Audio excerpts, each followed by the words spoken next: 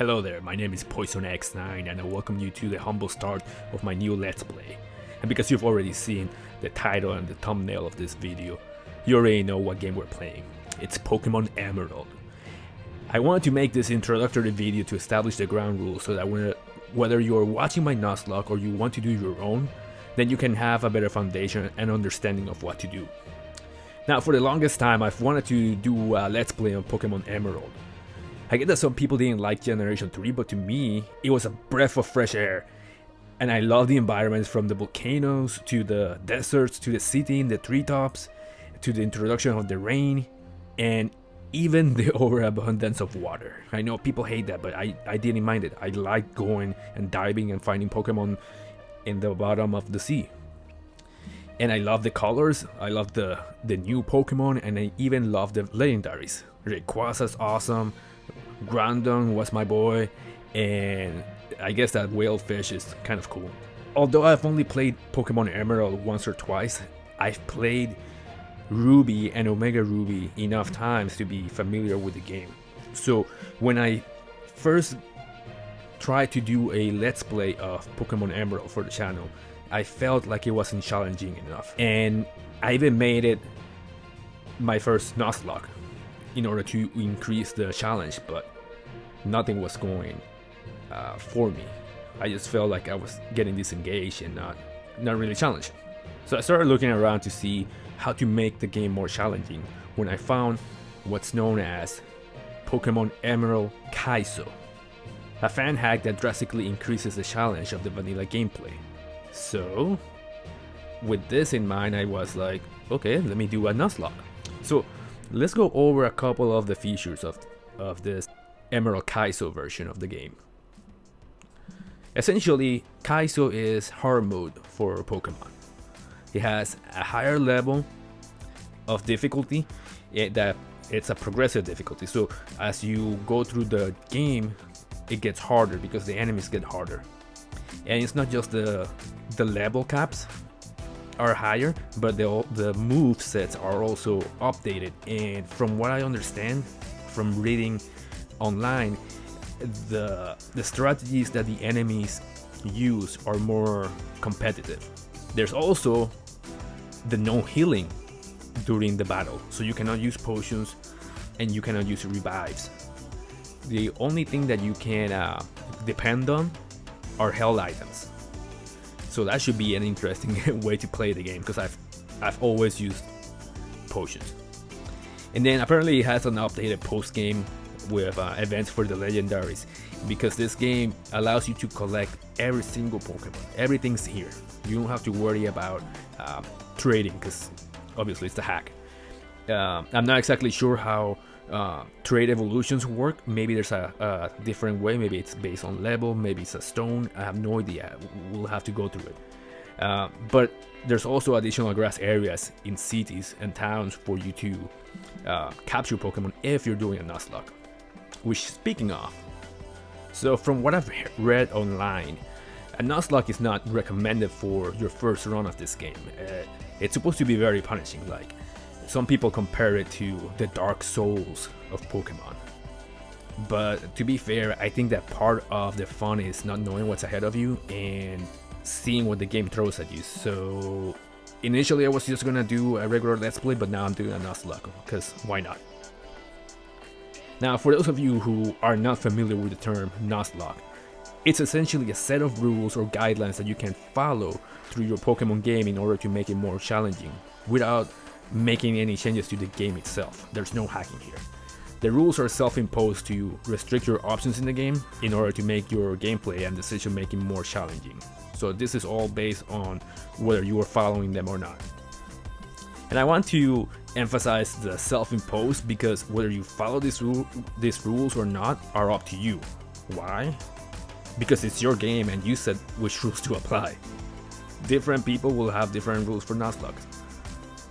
Now I'm gonna go over the rules that I will be following through in this playthrough. And keep in mind that you don't have to follow all of this, but I strongly recommend that you follow rules 1 through 3, as they are pretty much the essence of a Nuzlocke.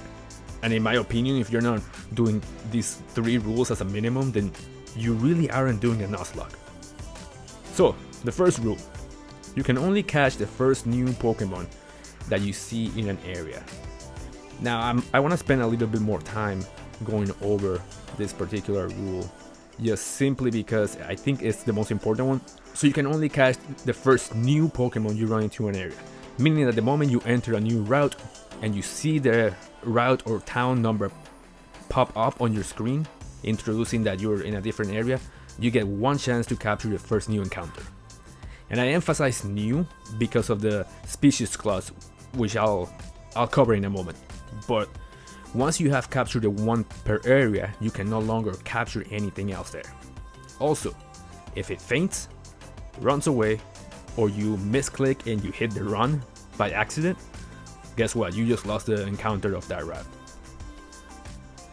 Now, the species clause means that if you enter a new route and encounter a Pokemon who you have already captured, or you have obtained through evolution or an in-game trade, then you don't have to capture that duplicate Pokemon, and you can try again until you get a new encounter. In other words, if I capture a Zigzagoon on Route 1, and I know these are not technically the routes in the game, but I'm just giving you an example. If you capture a Zigzagoon on Route 1, and then you go to Route 2, and the first Pokemon to show up there is a Zigzagoon, then the species clause allows you to go back and search the grass until something other than the Zigzagoon appears. So it protects you from getting stuck capturing the same thing. A quick pro tip: don't get discouraged when you encounter the common, less desirable Pokemon. Sometimes capturing a common Pokemon like a Zigzagoon or a Zubat or a Rattata on an early route will give you a better chance of capturing a rare Pokemon on another route, because you have shrunk the pool of new Pokemon that can appear in that route. So, if you go to a route that the only 3 things that appear are Zigzagoons, Zubats, and let's say Flareon, and you already have a Zigzagoon and a Zubat, then guess who you're capturing in that new route? Only Flareon. So with that first rule out of the way, rule number 2 is very simple. All Pokemon must be named. You have to name everything you capture. This helps create an emotional attachment to your team, which heightens the importance of every choice you make, especially when we go over rule number 3. Alright, moving on to rule number 3. This one's easy as well, and it's also one of the classic ones for Nuzlocks. If it faints, it's dead, and it must be released. Now, if letting go of your precious Pokemon is too much for you, then you can permanently store them on a box labeled dead in your PC. But most people just release them. That's just one of the things that comes with a Nuzlocke. That way you no longer have them there to see. Let's take a look at the next 2 rules. There's only 5 rules that I'm following here. Rule number 4, and now that we covered the main 3, the next 2 are more optional. You can play around with them, but I recommend that you at least get the first 3. So rule number 4 is to change the battle style to set. This removes the ability for you to switch a Pokemon when the opponent is sending the next one. So let's say you're fighting a gym leader. He has 3 Pokemons. You take down the first one, and normally, by default, the game will ask you, hey, this person's sending a Geodude, would you like to switch Pokemon? By switching your options to set, you never get that option, and you have to deal with whatever is thrown at you.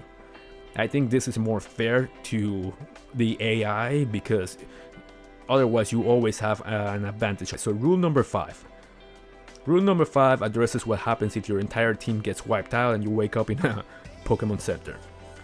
These are the 2 most popular options for blackouts. A, your fainting is the same as you dying, so the Nuzlocke run is over. And option B is a little bit more forgiving, and it allows you to go into your PC and replace your team with whatever you have left. So this is really up to you, whether you want to, how strict you want to be. Personally, I'm going to be going with option B, as it appears that Kaizo is very challenging, and at the end of the day, the choice is yours. One last thing that is not necessarily a rule, but it's more of an expectation of a Nuzlocke, is determining which starter you get. To find out which starter you get, you want to go to your trainer ID as soon as the game allows you to do it. The very last number of your trainer ID will correspond with the Pokédex number of the starter you get. So 1, 2, and 3 will get you Trico, 4, 5, and 6 will get you Torchic, and 7, 8, and 9 will get you Mudkip. Oh, and if you get a 0 in your trainer ID as your last number, then pick whoever you want. Or if you still want it to be random, then go with the second to last number. And as a reminder to those of you who deal in absolutes, these are the rules that I chose based on the many rules that have been made over the years for Nuzlockes. They're not commandments, you don't have to do them, and you can tweak them as many times as you want or however you want. All I recommend is that you follow the first 3, because those are the ones that really capture the essence of a Nuzlocke. But if you got into this part of the video, I just want to say thank you. The next video will be the part 1 of this Let's Play, and I hope that you consider taking a look at that video, consider leaving a like, and then subscribe to the channel so that you get notified every time that I upload and post a new video. Also, be sure to check out some of my other playlists for more Pokemon, Fire Emblem, or Star Wars videos. And as always, thank you for watching, and may the RNG be with you.